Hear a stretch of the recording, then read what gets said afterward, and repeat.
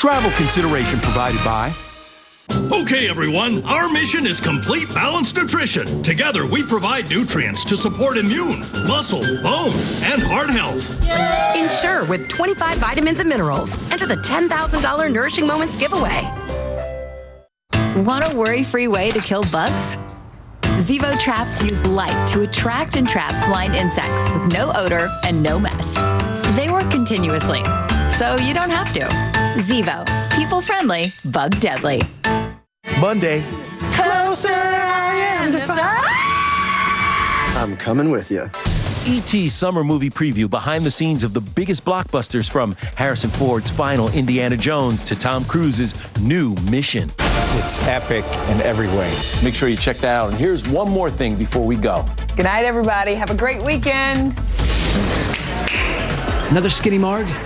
I'm having just a phenomenal date with the lead of the movie, who happens to be my wife in real life. Only E.T. is on the Love Again set with Priyanka Chopra and her hubby. Happening now.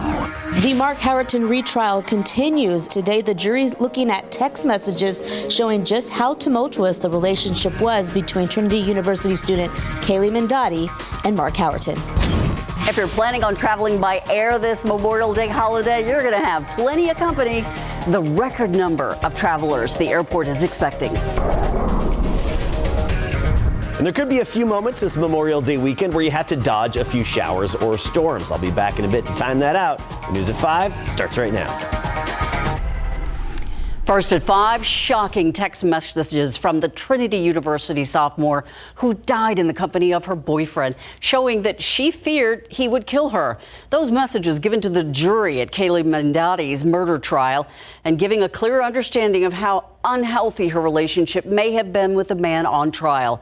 Eric Hernandez with a string of additional text messages that may end up playing a central role in the case against Mark Howerton. Dozens of text messages between Mark Howerton and Kaylee Mandotti days leading up to her murder shown in court today. Mandotti died in October 2017 from what a medical examiner ruled was blunt force trauma to the head. Howerton showed up to a Luling hospital with an unconscious Mandotti, semi-nude and not breathing. She would die from her injuries 2 days later. Text messages showed Howerton pleading with Mandotti to talk to him and to stop ignoring him. In one exchange, Mandotti texted, "I need some space." Howerton responded, "Thanks for making me depressed. I'm killing myself." Howerton's text messages continued, demanding Mandotti meet him outside her dorm or he was going to commit suicide. Prosecutors hoping the text messages would show the jury how Mandotti was trying to get out of the relationship. But one particular text exchange between Mandotti and her ex-boyfriend Jet Burcham made it clear that she feared for her life. She texted Burcham, "How do I break up with Mark? I'm so scared. If I get killed, which is honestly probable, know I love you." Because of the holiday, testimony in this case won't resume until Tuesday morning. If he is found guilty, Howerton is facing up to life in prison. At the Cadena Reeves Justice Center, Erica Hernandez, KSAT 12 News. A man facing intoxication manslaughter charges after the golf cart he was driving lost control, killing a 61-year-old passenger. According to officers, the female passenger in the cart on a private road on Dominion Drive last night around 11:15. Police say the man took a turn, lost control, and the woman fell out of the cart and hit her head. She was taken to the hospital, but she was pronounced dead there. Investigators at the scene say the man was intoxicated, so they arrested him. He's now charged again with intoxication manslaughter. Also new at 5, a man undergoing an eviction allegedly threatens to shoot officers on the scene with a shotgun.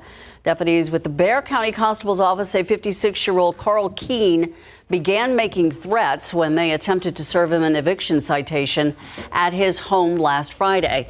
He did not answer the door, so deputies were told that Keene later went back to the constable's office and referred to shooting through the door at law enforcement with a shotgun. Keene reportedly told them it was time the guns got turned on the police. Deputies say a warning was issued to any law officers who might come in contact with Keene to please use caution. But Keene was arrested yesterday without incident. He is charged with terroristic threat against law enforcement. For many of us, Memorial Day means a 3-day weekend. For others, it's the start of summer vacation. So it's not surprising that San Antonio International Airport is a lot busier than usual. And that's where Jesse Degollado is standing by. Jesse, we're expecting crowds out there. Well, as one airline employee put it, she said, you should have been here earlier today, when she said San Antonio International was jammed with people around 5 a.m. this morning. So since then, though, the crowds have been coming and going. So far, the San Antonio International reports no major delays or cancellations for the anticipated record amount of Memorial Day travelers who've been coming through here since Thursday. How many? Well, how's this for a comparison? Last year, there were well over 145,000 travelers over the Memorial Day weekend. But this year, add another 40,000 or so, San Antonio International is expecting almost 187,000 people. That's including over the weekend and on Monday. Yet despite that, the people I spoke with earlier say they're ready to go. Sisters are getting married in Mexico, so that's why we're traveling to Mexico. We'll be staying there for 2 weeks.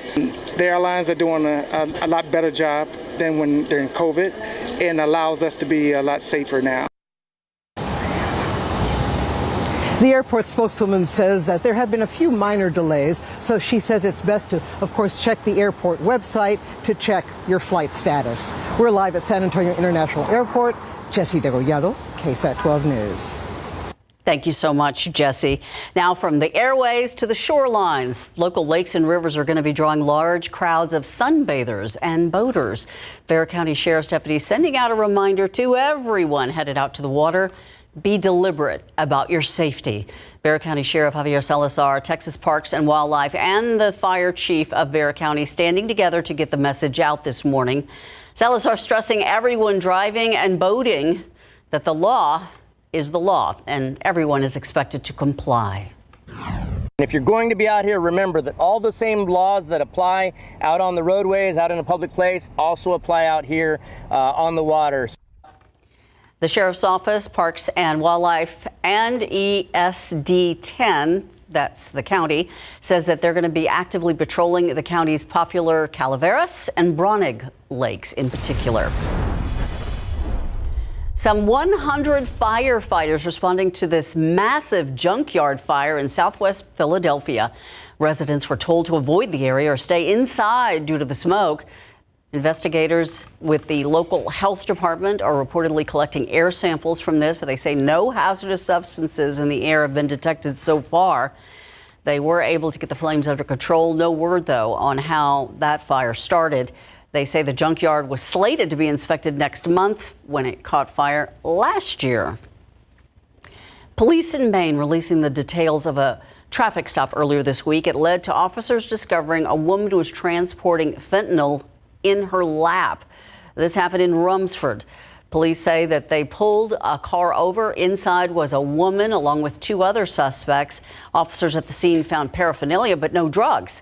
That is, until a canine alerted the officers that they needed to check the woman more. Enough milligrams of fentanyl was reportedly found to make close to 24,000 deadly doses. She and 2 others were arrested and charged with aggravated trafficking in fentanyl. And if you've ever been locked out of your house or your car, you can likely relate to Southwest Airlines pilot here. He apparently locked himself out of the flight deck. With no other option to get back inside, he crawled through the airplane window. The airline says a customer inadvertently had locked the flight deck door while using the restroom. Oops. A passenger on the San Diego to Sacramento flight snapped these pictures of the ordeal. That passenger says he was impressed with the pilot's dedication, and the flight left only 8 minutes late. Some scary moments, though, for nearly 200 passengers aboard a plane in South Korea. As that aircraft was preparing to land, police say a passenger got up and opened an exit row door. Wind burst through that cabin. That incident sent a dozen people to the hospital. ABC's Tim Pulliam with the video you've just got to see. Shocked and windblown, passengers on this Asiana Airlines flight to South Korea getting pummeled by strong winds after police say a man opened this emergency exit row door just as the pilot announced the plane was landing. about 850 feet above ground, according to an airline spokesperson. The 33-year-old man was traveling alone, according to authorities, and police have not said why he felt compelled to open the exit door. But they did say there were no signs he had been drinking. Witnesses say passengers pinned the man down as the plane landed safely. It was about 800 feet off the ground. It's preparing for a landing. The pressure outside really begins to equalize with the pressure inside the aircraft, making it much easier to open that door in the final seconds of flight. 12 people were sent to the hospital suffering from breathing problems and other minor injuries. The passenger was arrested on suspicion of violating aviation security law. If convicted, he faces up to 10 years in prison. Tim Pulliam, ABC News, Los Angeles.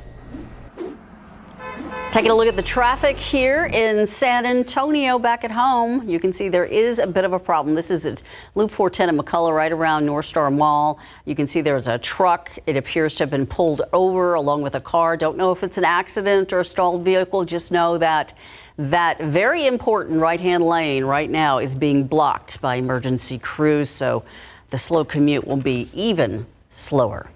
And a lot of people on the roadways, so take it safe out there. It looks like it could rain at any moment. We have some of those thicker clouds and the gray clouds at times, but nothing on the radar, and we're not expecting anything to develop this afternoon and evening. 86, that was our high temperature today. You look at the satellite, the visible satellite imagery, and you see how those clouds thicken up periodically and in some locations this afternoon and now early evening. But these clouds are going to be dissipating around and especially after sunset. As for temperatures, we're near to slightly below average. Eagle Pass is 88, Schertz 87, 83 in Lakey right now, 82 in Bernie, 86 in Lavernia. So often Memorial Day weekend, we could be talking mid-upper 90s, even near 100. That's not going to be the case this go around. Clearing sky this evening and pleasant. Not much of a breeze out there. Actually calming after sunset. 77 degrees at 10 o'clock. By midnight, we're at 73. We do have some showers and storms in the forecast for this weekend. You may have to dodge some with your outdoor activities. We'll time that out for you in this unique weather pattern in just a bit. Thank you so much, Adam. Burgers, hot dogs, briskets, veggies. You name it, it's going to be on the grill this barbecue season, which is now officially starting. Something new, though, smokeless fire pits. What they offer that may make them a better option for you this summer from some pit masters. That's next.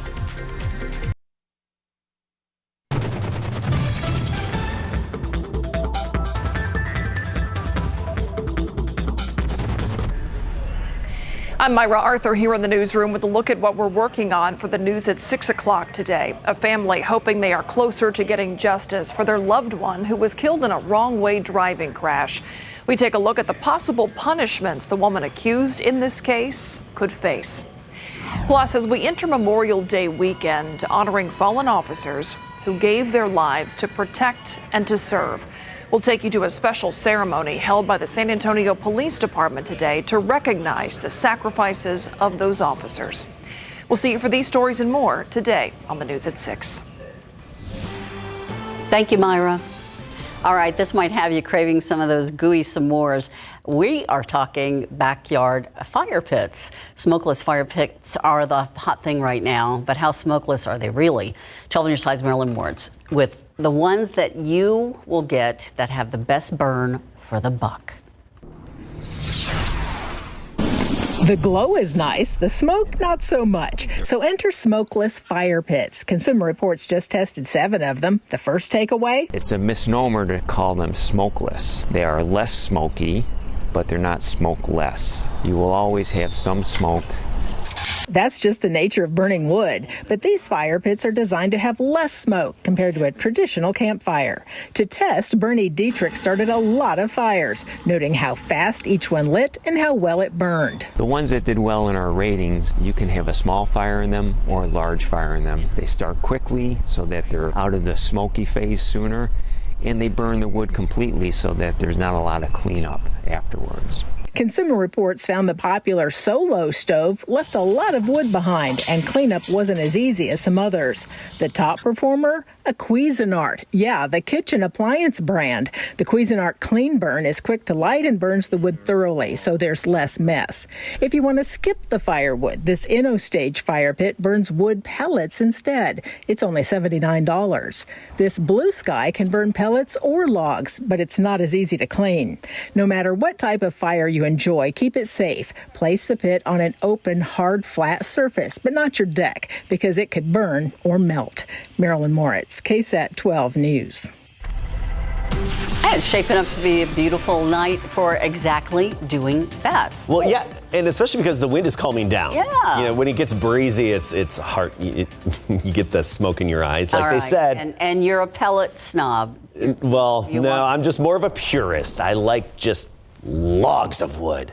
That's what I like to burn and smoke meat with. Anyway, but when the wind's shifting around, it gets in your eyes no matter where you sit around the fire. It's nice to have a calm breeze. So no wind really, and then it all just rises straight up.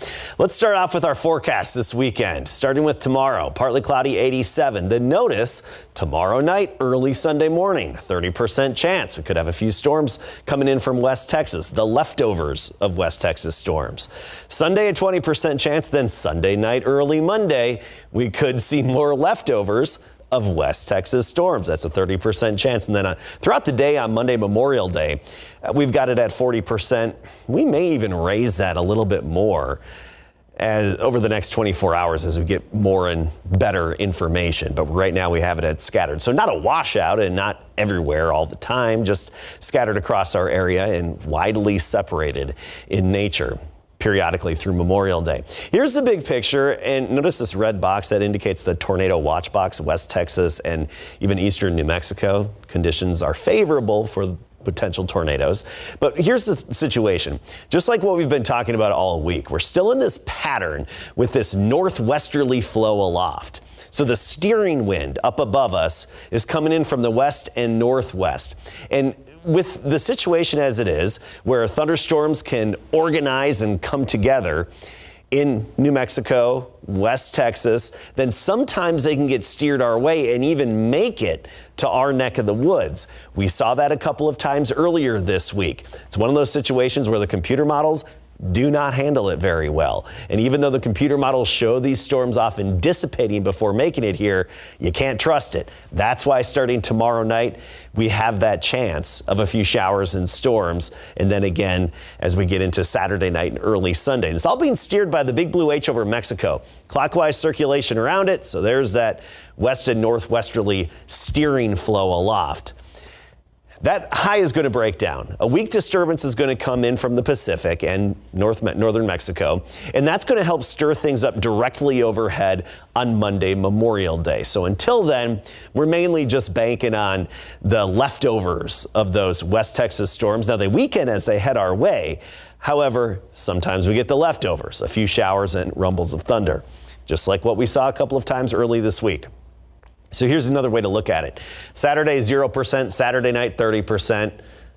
Sunday night, 30%. Monday, we get up to 40%. And even Monday night, 20%. So we could see some of those nocturnal showers and thunderstorms from the remnants of those organized complexes that come together. Quick look at area lake reservoir levels. Canyon, 76% full. That's 12 feet below the conservation pool.